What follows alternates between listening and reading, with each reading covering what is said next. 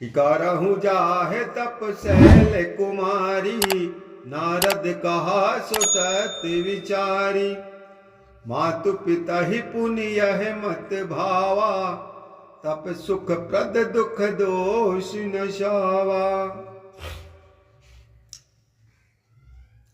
माता पार्वती अपनी मां को रात को देखे हुए सपने के बारे में बताती है। क्या बोलती है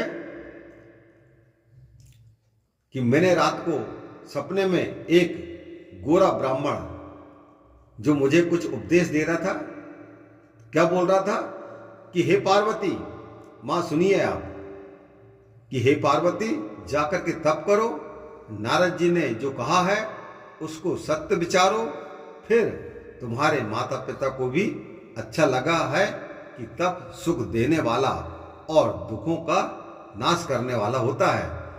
सो मैया इसमें तुम्हारा और पिताजी का भी मत है। इस प्रकार से रात के स्वप्न का वर्णन माता पार्वती अपनी मां को सुनाती है। और क्या बोलती है कि तपवल रचहि प्रपंच विभाता, तपवल विष्णु सकल जग त्राता, तपवल शंभु करहि संहारा, तपवल शेष धरहि मही भारा।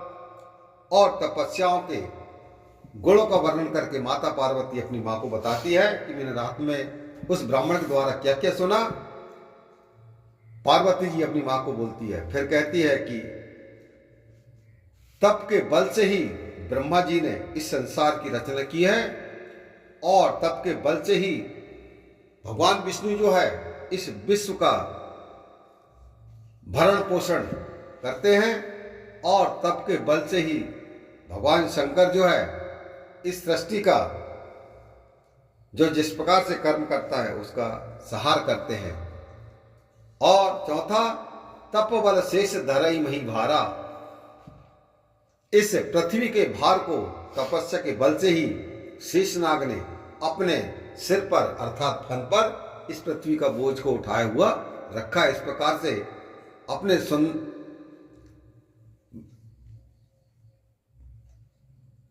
रात के स्वप्न का वर्णन माता पार्वती अपनी मां को सुना रही है।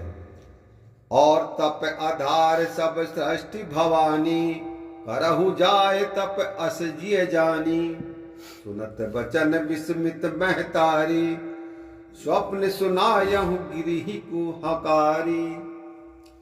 और माता जी से बोलती है पार्वती जी कि मुझे ब्राह्मण क्या बोल रहा है कि हे पार्वती, मेरा नाम उसको मालूम है, और बोलते हैं कि हे पार्वती बहुत क्या कहूं, तप के आधार से ही सारी सृष्टि है, ऐसा जी में समझ लो और जाकर के तपस्या करना प्रारंभ करो। मैंने इतना स्वप्न देखा सो कह दिया। इस प्रकार से माता पार्वती अपनी मां से कहती है। और यह वचन सुनते ही मां पार्वती जी की मां मैना बड़े अचंभे में हुई और हिमालय को बुला करके स्वप्न का पूरा वर्णन सुनाती है। मातु पिता ही बहु विधि समुझाई, चली उमा तप हित हर्षाई, प्रिय परिवार पिता अरु माता, भय विकल मुख आब न बाता। माता पार्वती जो है अपनी मां और पिता को बहुत प्रकार से समझा करके और प्रसन्न हो तप करने के लिए चली जाती है। और माता ने जो कहा, हे पुत्री ऊ मां